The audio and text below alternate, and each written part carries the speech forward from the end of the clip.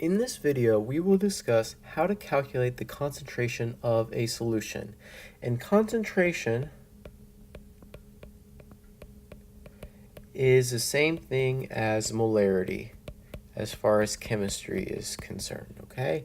And so a higher molarity means that you have a more concentrated solution.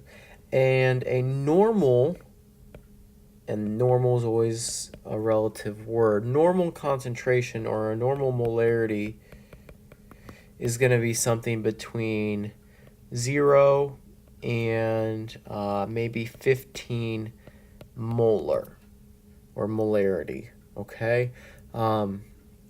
Anything, if you solve for something and you get 65 as your molarity, that is a very high number, and chances are you need to redo it, because if it's a realistic problem, that would be way, way too high.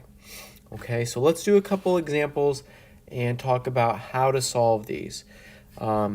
If you are in my chemistry class, on every single test, every single quiz, if you have to do molarity on a problem, there is always going to be a point associated with just writing the molarity formula, and that is this formula right here.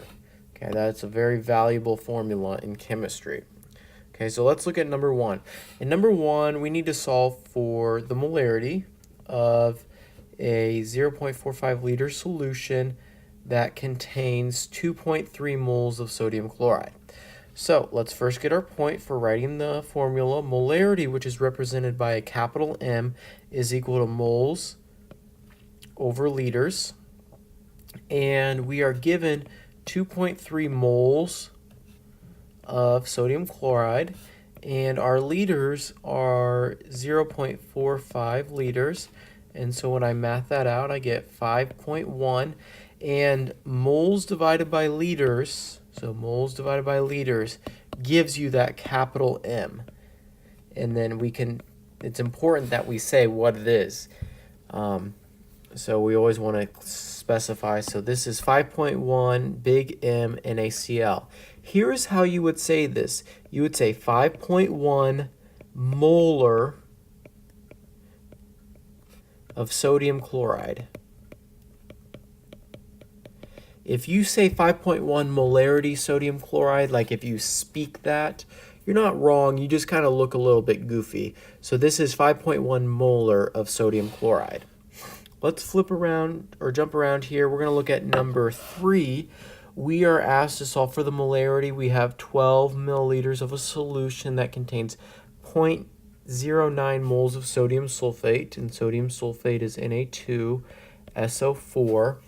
And the first thing I want to recognize is that I'm given milliliters, and milliliters is not in our molarity formula. Molarity is equal to moles over liters, and I can plug in moles, 0.09 moles of Na2SO4, but I need to do a little bit of math to get the liters. And so if I say 12 milliliters, I'll just build a little fence here. I'll convert from milliliters to liters, and in 1 milliliter, that's 10 to the minus third liters. And so this will give me 0.012 liters. And a lot of you watching probably could do that by just moving the decimal point, and that's completely fine. Okay, and so when I math this out, I get 7.5 moles divided by liters gives us a capital M molar of sodium sulfate. Okay. So again, that would be 7.5 molar sodium sulfate. Let's look at number 5. And in number 5, we are solving for molarity. Again, we're given 240 milliliters of a solution that contains 120 grams of calcium nitrate, so CaNO3 2. And I'm going to write my formula just to get my points. Moles over liters. And I don't have moles here. I can get it. And I don't have liters here either, and I can get it. So I'm going to go ahead and just move my decimal point just for convenience sake and saving some time and space. Move it over to the left 3 spaces, so I get 0.0 240 liters. And then I need to get my moles, but if I'm given grams, we've seen that enough times that grams to moles should be no problem. So 120 grams of CaNO3, 2. And I will just convert that here. Using my periodic table, there is 164.10 grams of calcium nitrate for every 1 mole of calcium nitrate. And so when I math that out, I get 0.73 moles of CaNO3, 2. And I'm going to plug that into my numerator because I need moles there. 0.73 moles of CaNO3, 2. And when I math this out, I get 3.04 molar of calcium nitrate. And that's my final answer on that one. Let's look at number 8. On number 8, this one's maybe a little bit more complicated. On this one, we're not solving for molarity. What we're solving for is we want to know how many grams of HCl do I need if I want to make a 2-liter solution of 6 molar HCl. So first things first, I'm going to get my point by writing my formula. Molarity is equal to moles over liters. And when I look here, I'm going to generally plug in what I have just to kind of see how this problem is going to play out. I'm given 6 molar. I don't know how many moles of HCl I have, but I do know I have 2 liters. And so what I can see here is that I have one unknown, and I'm going to call that X. And if I get moles, then I can get grams, because going from moles to pretty much anything can be done in one step, and I need grams to finish this problem. So what I'm going to do is I'm going to solve for X. Now, sometimes with fractions, people get a little bit iffy with their math, so here is how I would solve this one. I would make sure that you can see that to have fractions on each side, I can just put 6 molar divided by 1. And to solve for X, I will just cross multiply. So I will take 2 times 6 and then 1 times X to get 12 equals X. And specifically, I should say 12 moles equals X. And that's 12 moles of HCl.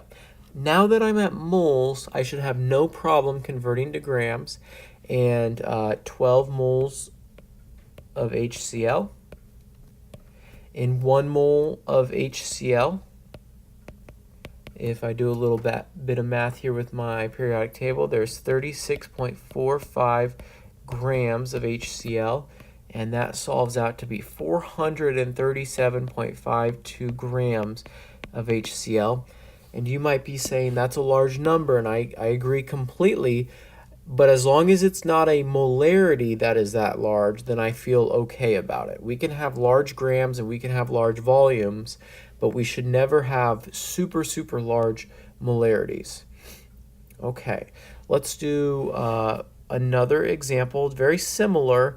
In number 9, this is how many grams of sodium hydroxide. So we need grams of sodium hydroxide to make a 1.5 liter solution that is 2 molar. And I do math like this all the time, that when we have a lab and it has certain concentrations, I have to make this. And this is the math that I have to go through to do this. And so even at my age, I go on my whiteboard and I say molarity equals moles over liters. And I know that I want it to be 2 molar. I don't know how many moles of sodium hydroxide that will take, but I know I want to make 1.5 liters of solution. So to solve for this, I will just cross multiply, and that gives me 3 moles of NaOH. That's what X equals. And in 1 mole of NaOH, there are 40.00 grams of NaOH. So when I math that out, I actually get 120 grams of NaOH. What that means is that if I wanted to make this molarity of sodium hydroxide, I would take 120 grams of sodium hydroxide and I'd put it in a volumetric glassware, so it's something like a graduated cylinder or a volumetric flask that can hold specifically 1.5 liters, and I would keep adding distilled water, and it's important that it's distilled water, not just tap water, until my final volume was 1.5 liters.